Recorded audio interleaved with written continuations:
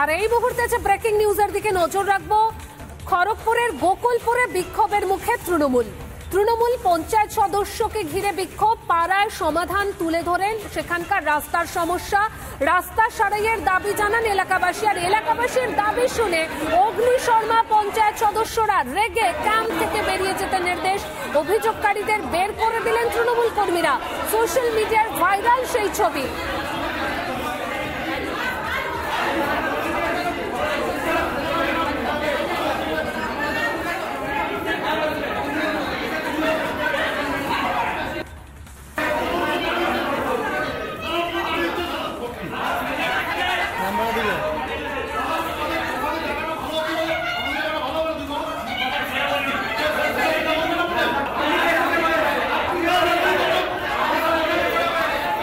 দেখতেই পাচ্ছেন সেই ছবি, যেখানে আমরা জানি যে ঠিক ভোট দোরগোড়ায় তার আগে মুখ্যমন্ত্রী মমতা বন্দ্যোপাধ্যায় নতুন প্রকল্পের ঘোষণা করে দিয়েছেন, আমার পাড়া আমার সমাধান।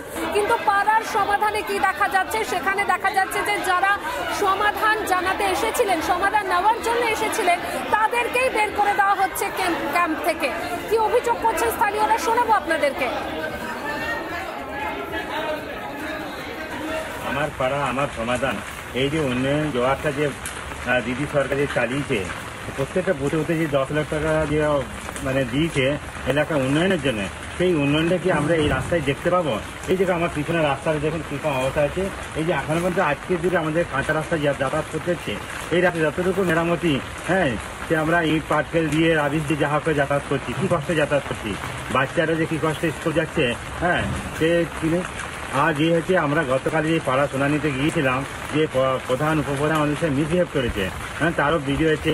তেনারা বলছেন কোনো সমস্যা, তোমরা বাইরে বেরিয়ে যাও, আমরা কি এলাকার বাসিন্দা নয়, আমরা কি সরকারের লোক নয়, আমাদের কোনো অধিকার নেই, আমাদের সমস্যা নেই, আমরা সেই সমস্যা কাকে জানাবো? আমরা সেই জানাতেই জানো, কিন্তু তারা আমাদের সঙ্গে মিসবিহেভ করছে, বলে গেট আউট, এখান থেকে বেরিয়ে যাও। এলাকাবাসীরা সমাধান চাইতে গেছিলেন, যেভাবে তাদেরকে রোজ ভোগান্তি পোহাতে হচ্ছে বেহাল রাস্তা নিয়ে, সেই রাস্তার তারা সংস্কারের দাবি জানিয়েছিলেন। আর তারপরে কি ছবি দেখা গেল, সেই ছবি একদম আপনাদের সামনে রয়েছে। রেগে ফায়ার হয়ে গেছেন সেখানকার তৃণমূল কর্মীরা, একদম বের করে দিচ্ছেন এলাকাবাসীদের, যেখানে তারা তাদের সমস্যার কথা জানাতে গেছেন। প্রকল্পটার নামটাই তো আমার পাড়া আমার সমাধান। দেখাই আপনাদের কি পরিস্থিতি তৈরি হয়েছিল সেখানে।